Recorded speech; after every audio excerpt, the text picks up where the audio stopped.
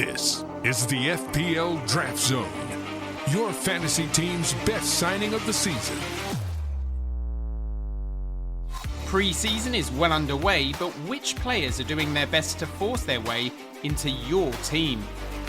We share a few left field options to target by position, and we assess a few more transfer targets as the start of the season edges ever closer. Hello and welcome to the FPL Draft Zone, a podcast all about draft FPL. I'm Dom Crofts, I hope you are well, and today we're going to be looking at some of those pre-season fixtures and flagging a few players who seem to have hit the ground running ahead of the new season. We're also going to be looking at players by position and flagging a few gambles who might be worth rolling the dice on, and the prospects to keep an eye on as the season progresses. And as more transfer rumours mount up, we take a look at those players and ask, if they sign, should they be in your sights come draft night? Plus, a little bit later, we're going to be conducting the draw for the FPL Draft Zone's new draft leagues. There's going to be 3 leagues, there's going to be promotion, there's going to be relegation, and by the end of the show, you will know which league you're in and who you're going to be up against. But first, let's focus on pre-season, because there have been loads of matches this week, and while we can't place too much weight on the team lineups and the performances we see in friendlies, they can be a good indicator of the way a manager is thinking ahead of the new campaign. This week we've seen the likes of Arsenal, Chelsea, Brighton, Aston Villa, Manchester City, Liverpool and Manchester United in action. So we're going to go through the pick of those matches and highlight a few things worth considering as you do get ready for your draft night. And we're going to start with Arsenal, who have had 3 friendlies so far, a 2-0 win over Leyton Orient in a behind closed doors friendly, a 1-1 draw with Bournemouth in America, and then a 2-1 win over Manchester United. Arsenal are missing quite a few players at the moment thanks to their international exertion, so a lot of youngsters have seen game time for the Gunners, but so too have the likes of Gabriel Jesus, Thomas Partey and Jurrien Timber. Jesus and Emil Smith-Rowe got the goals against Orient. We'll be talking about Emil Smith-Rowe a little later. Fabio Vieira scored against Bournemouth, and Jurrien Timber's versatility has already been seen in all 3 games, with him filling in at fullback and at centre-back and impressing in both positions. What makes it difficult for draft managers, though, is the sheer number of options Arsenal have got at the back and working out which players, if any, are guaranteed starters. Last season, it was very clear that Ben White, William Saliba and Gabriel were all shoo-ins, and that left-back slot was filled by one of Zinchenko, Kivior or Tomiyasu. But this season you have Timber, who can play there as well as at right-back and at centre-back, plus seemingly Riccardo Calafiori, who can play as a left-back or in central defence. And even Ben White can switch from full-back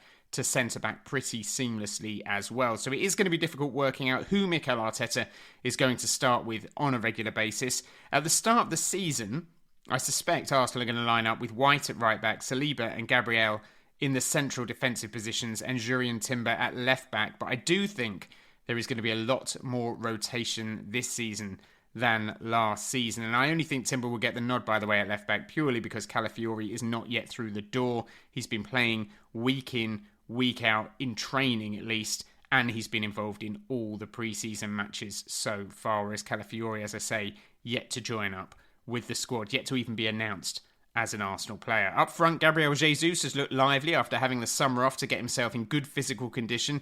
I do think if he can stay fit, he is going to take a lot of minutes off Havertz in that striking spot. He scored in Arsenal's win over Manchester United on Sunday morning, as well as that goal against Leyton Orient in the behind closed doors friendly. And Gabriel Martinelli returned to the team against Manchester United as well, and he scored the winner. He had a very disappointing season last year, but I cannot see that being repeated this season. I have high hopes that Martinelli may well be a very astute bit of draft business. Reiss Nelson has also looked lively for Arsenal. He's being heavily linked with a move to Leicester City. He played under Steve Cooper for England, so that looks like a move that could well suit both parties.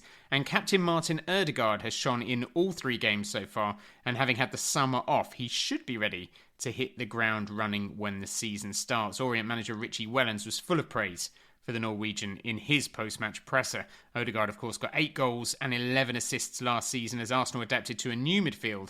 But the season before that, he got 15 goals and 8 assists. And I have a feeling he could well be closer to those numbers again this season. Aston Villa have been an interesting side to assess so far. They beat Walsall 3-0 on July the 17th, and then they won against Spartak Trnava 3 days later by the same scoreline before losing 4-1 to Columbus Crew. But the big story with Villa is Morgan Rogers, who scored twice against Walsall, with Ross Barkley getting an assist for his opener. Rogers also scored against Trnava, as did Leon Bailey in his first start of pre-season, and Cameron Archer added the third as Villa cruised to victory in that one. That goal coming from a Morgan Rogers assist. And having sold Moussa Diaby this week, Rogers' first-team prospects look outstanding. And if he continues his form, he should be absolutely on your draft radar. He seems to be playing in that second striker role. He got 3 goals and an assist in 11 games last year, and you'd fancy those numbers to improve this season. And if it does, he could be a major success, so do keep him in mind for draft night. And Emery's faith in Bailey was demonstrated by the fact that he named him captain in that second game against Spartak. He was excellent last season, and I would expect more of the same from him again this time around. He also got an assist in that defeat against Columbus Crew. And FPL MF Doom on X tweeted some interesting stats on Bailey this week. Bailey, of course, started 22 of 35 games last season. He had 19 returns in those games, and his XGI per 90 was 0.58, which puts him just 0.01 behind Ollie Watkins, who clocked in at 0.59, and it puts him on the same XGI per 90 as Bruno Fernandes, and better than the likes of Luis Diaz, Kai Havertz, and Phil Foden. So those two players in particular look good for draft night. And in the absence of Douglas Luiz this season, Ross Barkley has been across set pieces for Villa in pre-season, so he is well worth keeping in mind too. Brentford have also got some good prospects to focus on based on their first outings of the season. On July the 20th, they scored 5 against AFC Wimbledon, with new signing Thiago scoring twice on his debut, and Brian Mbeumo also on the score sheet. Kevin Schade, who was such a big prospect when he did sign for the Bees, but who's been hampered by injury problems since signing, also scored in that one. And Stuart Armstrong, who having left Southampton is on trial at Brentford, also played. But it was Thiago who stole the headlines with his 2 well-taken goals. He looks like the heir apparent to Ivan Toney. The only problem, though, is that he's now injured, with Brentford announcing that he suffered a meniscus injury in that match. We don't know how severe it is yet, but it could see him ruled out for anything between 4 and 8 weeks. Brentford's second game saw them play Benfica in Portugal on July the 25th. Brian Mbeumo scored again. He is ranked the 27th most valuable player in draft according to FPL, and for me, he is undervalued and should certainly be higher than the likes of James Maddison, who is valued higher than him in those official rankings. Brighton started their pre-season with a 5-1 win over Kashima Antlers, with Mario Cozier-Dubry scoring twice from the right-hand side, having joined on a free transfer from Arsenal. Yankubo Minte also scored a good goal against pretty poor opposition. Brighton lined up in a 3-4-3 formation with wing-backs and wide forwards, and the only problem for draft managers seems to be working out who they're going to play in those wing positions, because as well as Minte and Cozier-Dubry, there's the likes of Solly March, Karim Matoma, and Simon Adingra to think about. You would expect Minte to get a lot of minutes given the fee Brighton paid for him, around £35 million. And last season his stats were good. He had an XGI of 0.93 per 90. Finished the season with 10 goals and 5 assists. He also had an XG of 0.65 per 90. So if he can replicate that form in the Premier League, he could be draft gold. And he scored again when Brighton beat Tokyo Verdy 4-1 earlier today. Simon Adingra was also on target in that one. And Barco was taking set pieces, which seems to be a common theme in pre-season. And he looks like a real route to points. New Brighton manager Fabian Hertzler's old side, St. Pauli, scored 14 times from set pieces last season. That accounted for nearly a quarter of their goals. So if Barco continues to take the corners, he looks like a very good, under-the-radar draft pickup. Jeremy Sarmiento also got on the score sheet for the Seagulls. Chelsea have had 2 friendlies so far, a 2-2 draw with Wrexham and then a 4-1 defeat to Celtic. Against Wrexham, Christopher Nkunku was on target after an injury hit first season at the club. He played in an attacking midfield role, and he also got the consolation goal against Celtic, albeit from the penalty spot. Reece James has been the one to watch though. His average position in both games saw him basically occupy a central midfield space, inverting from fullback. He is of course suspended for the first 3 games of the season, but if that trend continues and he plays in that role, he may well be worth picking up and just keeping on your bench anyway. Badiashile partnered new signing Tosin Adarabioyo in defence against Wrexham, and against Celtic it was Badiashile and Fofana who started, so Badiashile certainly getting opportunities to impress his new manager, and Robert Sanchez started both games in goal, but there's an update on that position a little later on. Crystal Palace drew 1-1 with Charlton in their first pre-season game of the season, with new signings Chadi Riyad and Daichi Kamada starting. Kamada was the standout performer, getting an assist and becoming more and more influential as the game wore on. And then they played Crawley on Saturday, winning 6-3, and Kamada was among the scorers. So he looks like he's going to take no time to settle and could well be a good mid-round pick if you are looking for an under-the-radar midfielder. Rak-Saki also scored. He's been linked with a couple of Premier League clubs, so if he does move, he might be one to watch, but I can't see him getting that many minutes if he stays at Crystal Palace. On to Everton, who drew 3-3 with Sligo Rovers on the 19th of July, with Youssef Chamiti scoring twice. Calvert-Lewin and Dwight McNeil both missed good chances in that one as well. But McNeil was heavily involved throughout, and he looks like he's going to be the main creative outlet for the Toffees again this season. Although kudos to Jack Harrison, who also looked lively and walked away with 2 assists. Then against Salford City on Friday, it finished 2-1 to Salford. James Garner scored for Everton, who were missing a lot of players for this one. No Pickford, no Branthwaite, Tarkowski, Patterson, Mikalenko, all missing. So basically their entire backline. So it's hard to get a read on all things Everton right now. Ipswich beat Shakhtar Donetsk in Austria on the 20th of July. It finished 1-0 in that one with a goal from captain Sam Morsey. Amari Hutchinson was not involved as his workload was being managed, nor was new signing Muric in goal. Leif Davis did play though. He's on many managers' radars. He got forward well, he delivered some decent crosses. It was a solid, if unspectacular, start to pre-season for him. And then on Saturday, Ipswich played Fortuna Dusseldorf at Portman Road, and the Germans won 2-1. New signings Muric, Johnson and Greaves all started this one. There was still no Hutchinson. Marcus Harness scored for Ipswich, who did not have much possession, but did look quite solid. So that may be a sign of things to come this season. Leicester beat Shrewsbury 2-1 on the 23rd of July. Steffi Mavididi and Casey McAteer got the goals, but there was no Jamie Vardy, who had a knock. Mavididi is one to keep an eye on though. He got 12 goals and 6 assists in the Championship last season. He also scored in an earlier pre-season win over Villarreal. On Friday, Leicester lost 1-0 to Palermo. Fullback watch saw Pereira playing the deeper role, with James Justin the more advanced of the two fullbacks.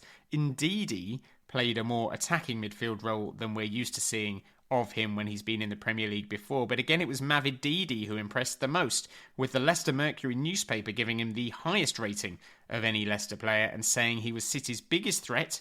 He found space really well to continually get on the ball in and around the box. He got shots off, found all his efforts blocked bar the acrobatic effort he scuffed, but he looks in great shape. So Mavididi is probably not on that many draft managers' radars, but perhaps he should be on your radar. Liverpool's first pre-season game under Arne Slot saw them beat Real Betis 1-0. Dominic Szoboszlai got the only goal of the game. He and Harvey Elliott were both playing as false nines in this one, but after the game, Slot said they will play with a striker when they have a striker available to pick. Liverpool played with Salah and Carvalho on the wings. They both hugged the touchline and looked to run in behind the last line. Liverpool with work to do in terms of structuring that starting 11, but some interesting things to look out for then, and Szoboszlai currently flavour of the month in certain FPL circles. Manchester City lost their opening friendly against Celtic 4-3 in a thriller. Oscar Bobb was excellent in this one. He got on the score sheet, as did Erling Haaland, who was named captain for the game. City, like Arsenal and Liverpool, are missing loads of players due to their international commitments in the summer, but the likes of Ortega, Moreno, Bobb and Jack Grealish did play, and they may be in Pep's thinking for that opening game against Chelsea purely because they have been around in pre-season for the vast majority of it. Calvin Phillips also played in this one, but that feels more like an act of charity rather than a tactical decision in the long term. City's second pre-season friendly also ended in defeat. They lost 3-2 to AC Milan. Haaland scored again in that one, with Jason McAtee getting on the score sheet as well. He was on loan last season at Sheffield United. He did pretty well for them. He probably won't be at City at the start of the season, but he could be a decent loan pickup for a club in the top flight, so one to keep an eye on if that does materialise.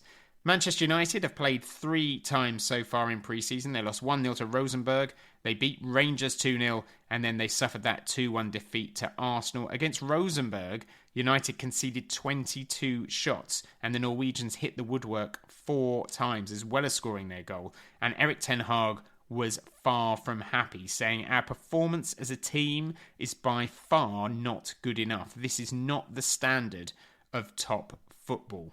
The likes of Marcus Rashford, Mason Mount and Casemiro all played against Rosenborg, but things got better in the win over Rangers, with Diallo getting a goal from midfield, Lenny Yoro making his debut at the back, and Jadon Sancho returning to United colours and looking good against the Scottish side. It should be said that Rangers still managed 10 shots, with 5 of them on target, so defensively there do remain big question marks over United. But in terms of Diallo as a draft prospect, Ten Hag was very positive. He said, "We have to see Ahmad in a different way. Of course he is still young, but he is not inexperienced anymore.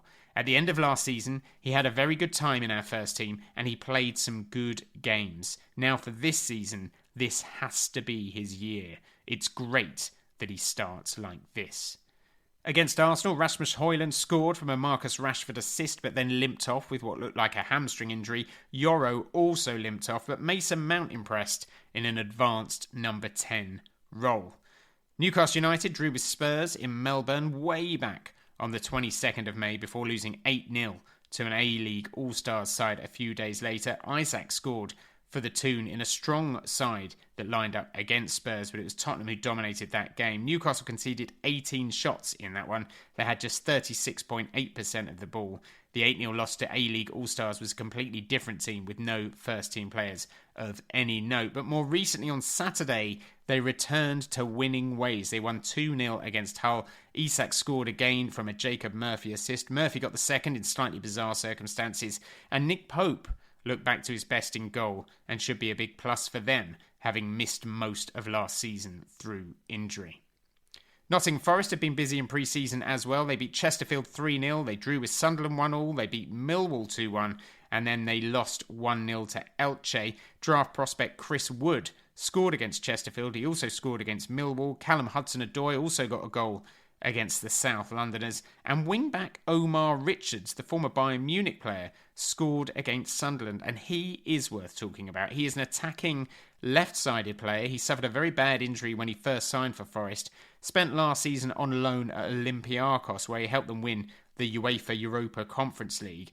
Ola Aina has been the left-back of choice under Nuno Espirito Santo so far, but it's not his natural position, so Richards could well slot in there. And Espirito Santo, he's been known to get the most out of his fullbacks. Think Matt Doherty at Wolves as an example. So given the clubs he's played for, you would imagine that Omar Richards has the quality. His attacking output in Greece was not great. He got just 1 assist all season. But let's see if that pre-season goal is a sign of things to come or a one-off, depending on how he performs over the next few games. I guess that will tell us if we think he's going to be a draft option or not.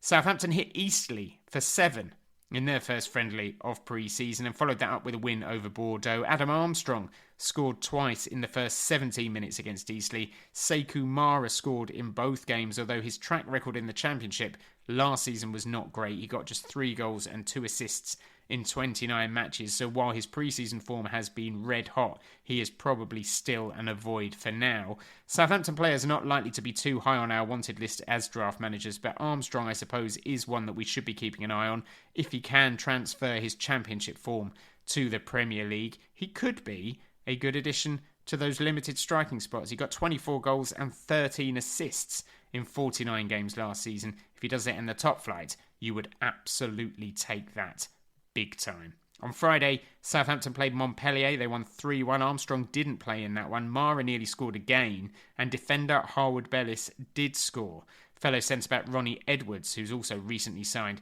he impressed as well. But let's be honest, Saints defenders not likely to be high on any of our draft shortlists anytime soon. On to Spurs. We've already talked about their win over Newcastle way back on May the 22nd. James Maddison was the scorer in that one. And nearly a month later, on the 17th of July, they beat Hearts 5-1 with Brennan Johnson among the scorers. They've also beaten QPR with Yves Bissouma on target. And then on Saturday, they won again 3-2 against Vissel Kobe. Pedro Porro scored in that one. Brennan Johnson got a nice assist for Heung-min Son, and Mikey Moore was also on target, although he is not currently an option in FPL. But it's Brennan Johnson who seems to have made that right-wing slot his own right now. Kulusevski seems to be preferred more centrally by Ange Postecoglou. Johnson registered 50 shots last season, and 44 of them were from inside the box. And if he does become nailed on that right-hand side, he could be a very tidy pickup in one of those midfield slots. West Ham drew 2-2 with Ferencváros. They then beat Dagenham and Redbridge 1-0 in their first two pre-season friendlies. Danny Ings and Agurd came off the bench to score against the Hungarians. Max Kilman and Guilherme both started for their new team. It was a similarly strong team named against Dagenham, and then earlier today, on Sunday, as we're recording this, they lost 3-1 to Wolves in Florida. It was Wolves' first notable friendly of the season.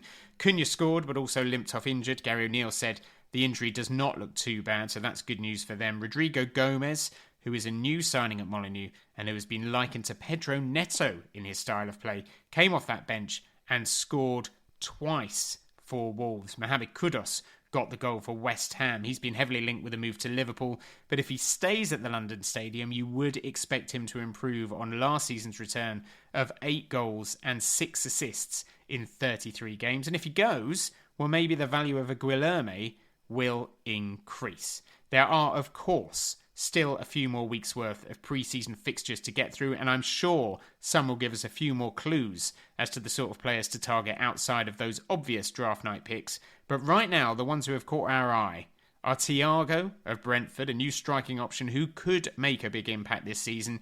Yes, his injury means we'll have to wait for him to do the business in the Premier League, but depending on how long he's out for, it may well be worth filling one of those 3 striker slots with him anyway on draft night.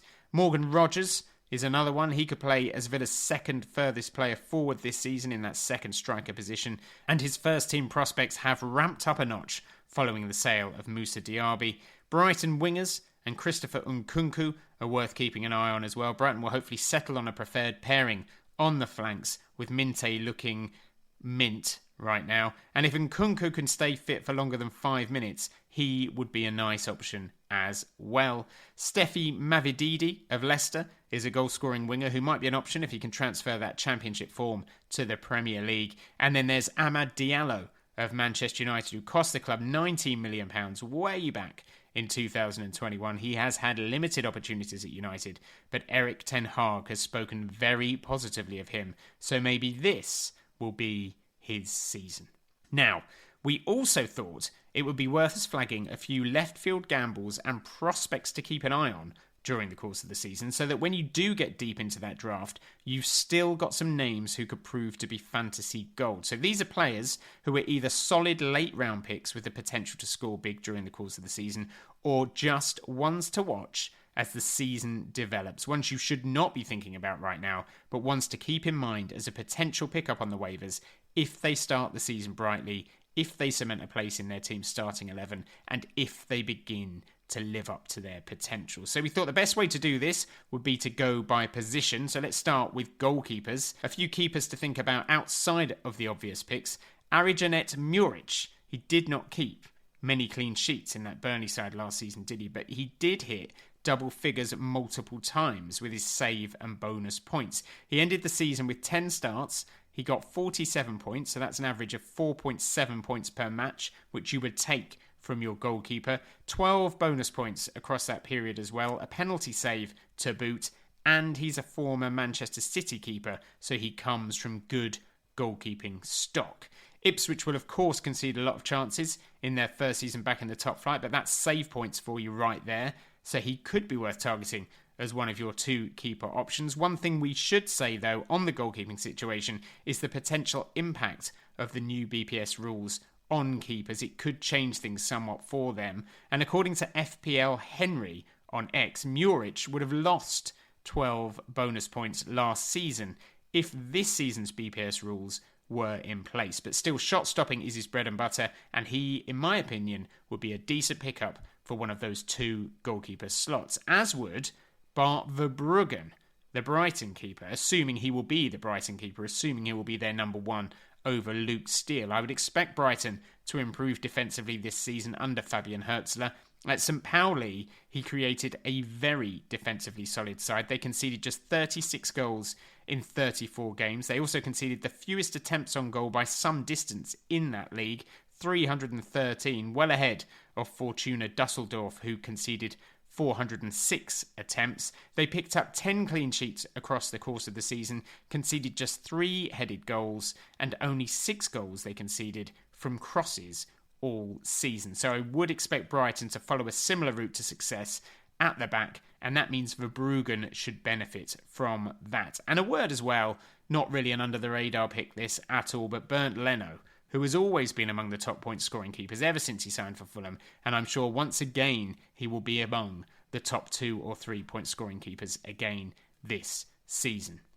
On to defenders, a well-known option among FPL circles, but in case you're not aware, there is a lot of hope for Leif Davis this season. He's an Ipswich fullback. He had an incredible season in the Championship last season. He got 3 goals and 14 assists in 43 games. There are, of course, some very big question marks over how he and his club will adapt to the top flight, and they will undoubtedly score far fewer goals this year. But he is still a decent option at the back who could be a source of attacking points, as could Daniel Munoz of Crystal Palace, another player to think very seriously about. He got 7 goals and 2 assists in half a season with Genk last season before signing for Crystal Palace in January. He is a Colombian international. He got 2 goals and an assist in 5 matches at the Copa America this summer. And with half a season of Premier League action under his belt, and with Oliver Glasner having had such a big impact at Selhurst Park, I would expect him to push on again this season. We mentioned Jurrien Timber a little earlier as well. He is such a great prospect for Arsenal. It's hard to know where he's going to play. He can play right back, left back, centre back, or even in midfield. Mikel Arteta has suggested he's playing centre back more out of necessity than tactically, but he is capable of being a game-changing addition to that Arsenal team wherever he plays. He was a ball-playing centre back in his final season at Ajax, where he made 2,500 successful passes, 731 successful forward passes, and he had a passing accuracy of over 91% with 487 progressive carries. He has been playing predominantly as an inverted left-back in the limited game time he's had at Arsenal following that opening day injury last season against Nottingham Forest, but he could be a very good pickup as well if he can carve out a starting place in the league's meanest defence this year. Other names to mention, a short-term option is Malo Gusto, who will play at right back for Chelsea in the opening 3 games of the season in the absence of the suspended Reece James, and who will probably see more minutes during the course of the season if you assume James will get injured again at some point. Those 3 games, by the way, are against Manchester City, Wolves and Crystal Palace, which is not ideal, but he does tend to get into very promising positions in the final third, and as much as we try to build a squad that can do the business in the long term on draft night, we also have to take care of those opening weeks of the season as well. So Malo Gusto might not be a dreadful choice there. And then 2 Newcastle players to keep in mind. Tino Livramento, who would be an excellent pickup if there's any truth to the rumours linking Kieran Trippier with a move away from Newcastle. He looked good in limited game time for the Geordies last season and is another attack-minded fullback, as is his teammate Lewis Hall, who again did not get the minutes he would have hoped for last season. But if you assume that Eddie Howe was giving him a season to bed into the North East, as he did with Anthony Gordon, and we all saw what kind of a season he had in his second season at Newcastle, then you would expect Lewis Hall to have a big second season this time around, if he can earn a starting place ahead of new boy Lloyd Kelly. He has actually been playing in midfield in pre-season for Newcastle as well, so he could be an out-of-position option if that stays the case. And then one other name to keep an eye on, Milos Kerkez, who underwhelmed, really, in his first season at Bournemouth, but is now being linked with a move to either Manchester United or Chelsea. And even if he does stay at Bournemouth, you would certainly expect a far better showing from him this season under Iraola. He's shown a lot of attacking output in the past. He excelled in the UEFA Europa Conference League, got 2 goals and 3 assists in 11 games when he was performing well in that one, as well as a decent season carved out in the Eredivisie. So he is one to think about as well. On to midfield, a mix of players here for you, some for the here and now, some to keep an eye on in the hope that they progress during the course of the season. First up, Manchester City midfielder Savio, who will be hoping to make an impact for the champions this season. He spent last season on loan at Girona, where he scored 11 goals and got 10 assists as they finished third in the Liga. He is already a Brazilian international, and Pep Guardiola has been glowing about him. He said he can play on the wing, and when he is one-on-one, he is devastating.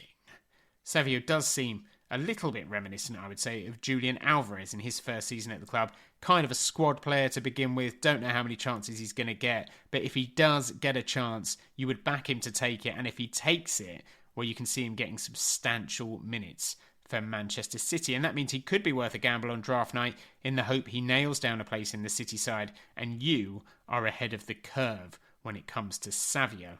Emil Smith-Rowe is another one to keep in mind. He looks set to join Fulham for around £35 million from Arsenal. He's had all sorts of injury problems, of course, but if he can keep himself fit, he is a hell of a player. Don't forget, he's an England international as well, and 3 seasons ago, he hit double figures for goals in the Premier League. He would be Fulham's talisman should that move happen, and that makes him potential fantasy gold. Jacob Ramsey is not too dissimilar to ESR either in terms of the luck he's had with injuries. He was brilliant under Unai Emery in his first half a season in charge at Aston Villa, having taken over from Steven Gerrard. Ramsey finished with 6 goals and 8 assists in that one, but since then he's really struggled with injuries, particularly last season where he only managed 848 minutes across the course of the campaign. He's got a goal and an assist during the course of that season, but if he can get a full pre-season behind him this season, maybe, just maybe, he'll get more starts, more chances in that Villa side on the left-hand side, and he certainly has the talent and the ability to make a big impact for them. I know he's a very popular player among Aston Villa fans. We've already mentioned Amad Diallo and Oscar Bob, who are both ones to watch in those opening weeks of the season, just to see how many minutes they get for their respective teams. And then there are 2 Brazilians to keep an eye on as well, and these are very much long shots who might come good during the course of the season. The first one, Luis Guilherme of West Ham. The second, Mateus Franca of Crystal Palace. Guilherme has been involved in West Ham's friendlies so far, and with talk of Kudus leaving, he could be fast-tracked into their starting 11, which would obviously up his appeal significantly. And then Mateus Franca, who was highly regarded when he signed for Crystal Palace, did not get much of a look in under Roy Hodgson, received limited opportunities last season under Oliver Glasner, although he was injured for large chunks of it. But with Michael Elise having left, and with Eberici Eze also potentially exiting, Franca could be given more opportunities to shine at Selhurst Park, and maybe he will take those opportunities. And then finally to the forwards, 3 names to keep an eye on for you. First up, John Duran, who has not had many opportunities at Aston Villa, but is being heavily linked with a move to West Ham or Chelsea. He seems, based on his social media feed, to be favouring a move to West Ham. There's not that much evidence he's a prolific marksman, but given the dearth of options up front, when you're at that final third striker pick, he may not be the worst option for you. And then 2 Brighton players you may well have forgotten about who are worth keeping an eye on. Nothing more at the moment, but just keep them in the back of your minds. First up, Dennis Undav, who was part of Germany's Euro 2024 squad, having scored 18 goals and got 10 assists in just 30 games for VfB Stuttgart last season. He may well join Stuttgart permanently, but if he does stay at Brighton, and it's not impossible that he won't, he has got every chance of breaking into their starting 11 under a manager who will have witnessed firsthand how impressive his performances were last season. And then there's Evan Ferguson, who is out until October with an ankle injury. He was given very limited minutes last season by Roberto De Zerbi, and no one really knew why. But when he is fit and firing, he is exceptional. And if he's Hertzler's cup of tea, he could really shine in this new-look Brighton team. So a few names there of players who might not be on your watch list for the upcoming drafts, but who might be worth considering as either late round picks or waiver options during the course of the season if they show the requisite qualities in those early weeks of the season. We will, of course, be running through our draft round picks in the next few weeks and flagging the players we think you should be targeting round by round. But those names we've mentioned are definitely worth having in the back of your mind, because there could be some diamonds there that could make a difference to your chances of title success. Now, since we were last here, there's also been a lot of transfer talk to sink our teeth into, so let's rattle through some of that now. First up, Ismaila Sarr looks set to sign for Crystal Palace from Marseille. Sarr is a former Watford winger who impressed so much when he was at Vicarage Road that he was very heavily linked with a move to Liverpool at one stage under Jurgen Klopp. That did not happen. His form since then has been very in and out, but he seems like an oven-ready replacement for Michael Elise in that Palace starting 11. He got 3 goals and 4 assists last season, and in 50 Premier League games, he scored 10 goals and got 6 assists. So not great, but remember he was playing for Watford back then, and now he seems like he's going to be playing in a very good Crystal Palace team, so you would imagine those numbers could improve considerably.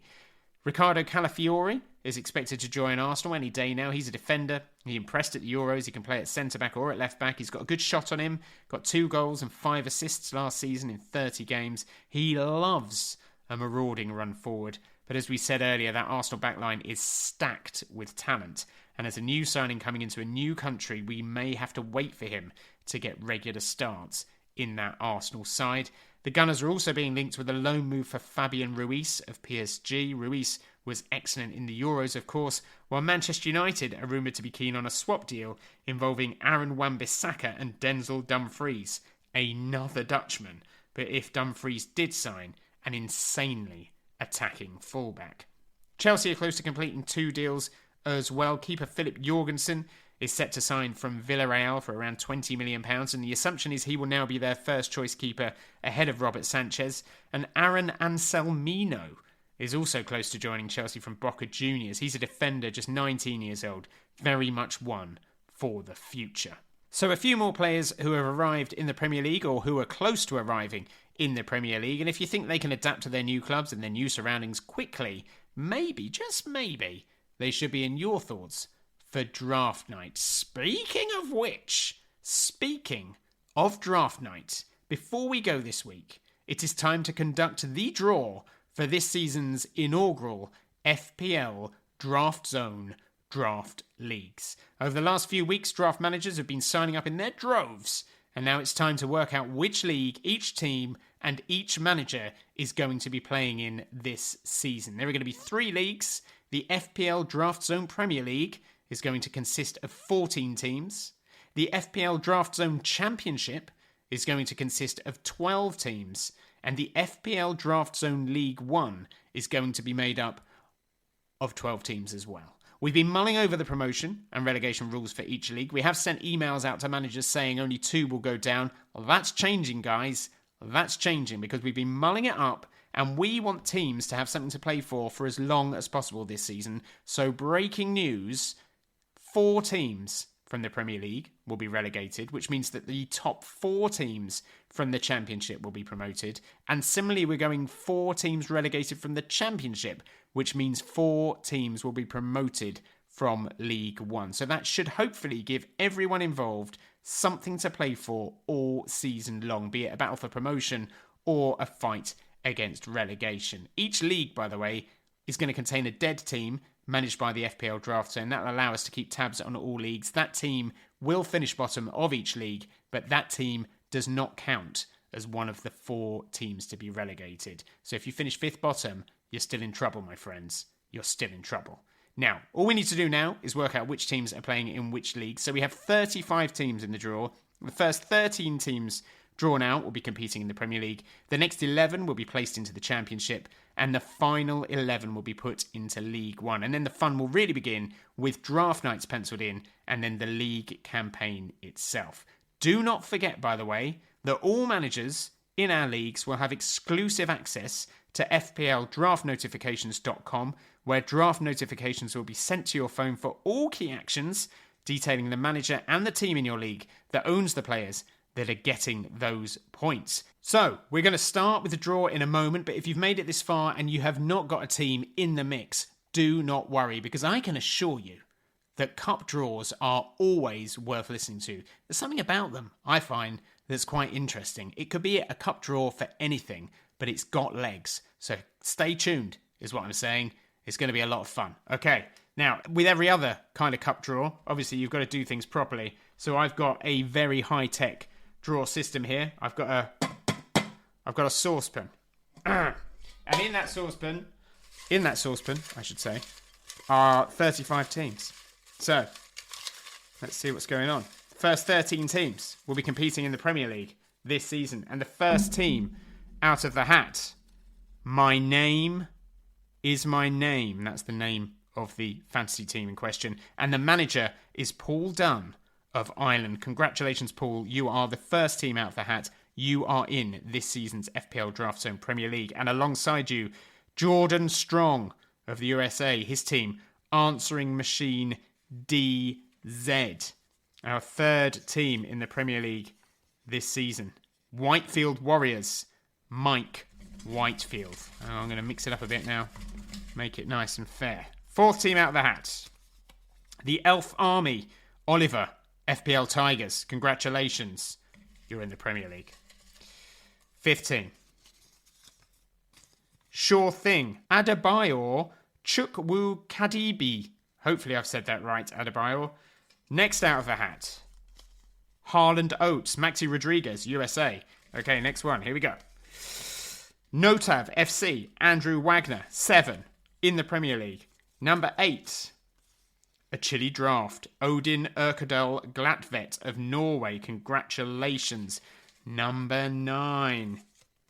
Lupa Linda, Aaron Hancock, otherwise known as FPL Marathon. Very good. In the top flight. Congratulations. Then we have Manchester Rovers. Pancho Palomo of Guatemala is the manager in that one. Let's roll. Georgios Stathopoulos. Congratulations, sir. You are Premier League. 1, 2, 3, 4, 5, 6, 7, 8, 9, 10. We've got 11. Okay. We've got 2 more to get. 2 more Premier League teams. Okay, here we go. Number 12, out the hat. Is this you?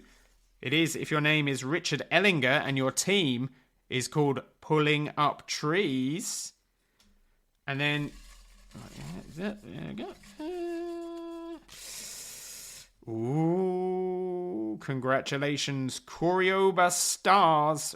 Keely Colm of Australia. You are Premier League. Say you are Premier League. So that is the Premier League done and dusted. Congratulations if you made it into the top flight. Commiserations if you didn't, but we have still got 2 more leagues to fill. So let's move straight on to the Championship. And the first team out of the hat in the Championship, Hawk Chuameni from Gabriel Blythe House. Congratulations. You are going to be competing in this season's Draft Zone Championship. And alongside you is 4Yo. That's the team name. The manager is Upashak Prajapati from Nepal. So 2 names out the hat for the Championship. Third out, Fark the Bus. Adam Caddy in the Championship. Team number 4, the Skirtle Squad. Corey J of Australia. Congratulations to you, Corey. Number 5. Oh, I've got 2 out. I'll put this one. SL Bierson. Jan Sandstad. Sandstad? Shall I say that again? S.L. Bierson, Jan Sandstad of Norway. Congratulations to you.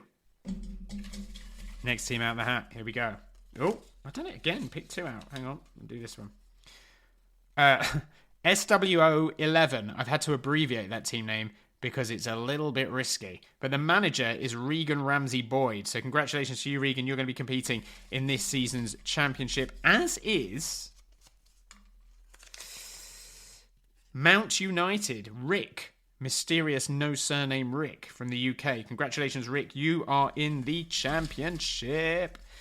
And alongside you is Livin Saliba Loca, Tom Kirkup. Well done, Tom. You're in as well. And then we have Calafiori Dreaming, Louis Tam. Congratulations, Louis. You are in the championship as well. 2 left. Vansa Ramos, Burke K, otherwise known as FPL Turkey. Congratulations to you, Burke.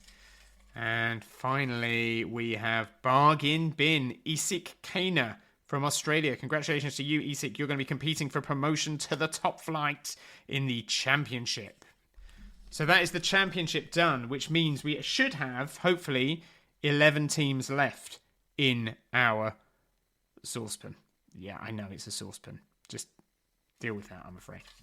But we should check it, shouldn't we? We can't just assume there's 11 teams. So, first team out, Stoke Snakes, Andrew Whitefield. Congratulations to you, Andrew. Stone Cool 11, Saikiran Padishetti of the USA is also in League One, battling for the championship.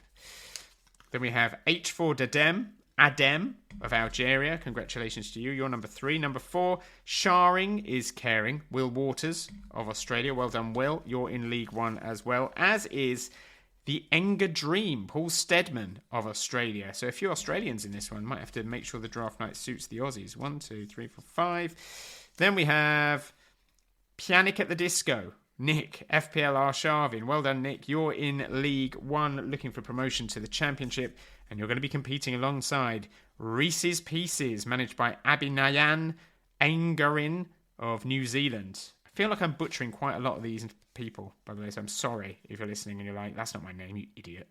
I'm sorry. I'm doing my best here. Trying my best. Next out, Tyler Keller of the USA, Pickleball FC. Not many left now. Hang on. That should be 3, hopefully. Earth, Wind and Maguire, Thomas Oscar Helleso of Norway. Well done, Thomas. Excellent name as well, by the way. Okay, next one. Hakuna Mateta, another good name. Simon Sang. Simon Sang. Hakuna Mateta, let's just go with that. Well done, Simon. You're in League One. And then we have, finally, yes, James Doyle of Ireland, who's managing FPL Whoops 11. Let me just count them up, make sure there's 11. Hold the line, caller. 1, 2, 3, 4, 5, 6, 7, 8, 9, 10, 11. Phew. I am relieved there are 11. Congratulations. Hurrah. Okay, so the draw for our FPL Draft Zone Draft Leagues is complete. If you missed out this season on our draft leagues, let's just see how we're going in January. We can always add additional leagues if the interest is there, but for now, 3 leagues is enough. I think you'll agree. We will be in touch with all the managers of all the clubs over the next few days to plot in draft night itself. I cannot wait to see how this is going to go. I think they're going to have a lot of fun. I think it's going to be great. We're going to have WhatsApps. We're going to have FPL notifications on tap. It's going to be great. Anyway, thank you, as always, for listening to today's pod. I hope it's helped you in terms of getting your head around the many preseason friendlies that have taken place over the last couple of weeks, and the players and the systems that have started to grab our attention. I hope we've managed to suggest a few players you weren't automatically considering for draft night, or who you perhaps forgotten all about and not thought about as an outsider pickup on the waiver as the season progresses. And I hope, of course, that you're also up to date with all the latest transfer shenanigans in the Premier League. We will be back next week as we edge ever closer to the start of the Premier League season, and therefore the start of the fantasy season. But until next time, have a great week, and bye for now.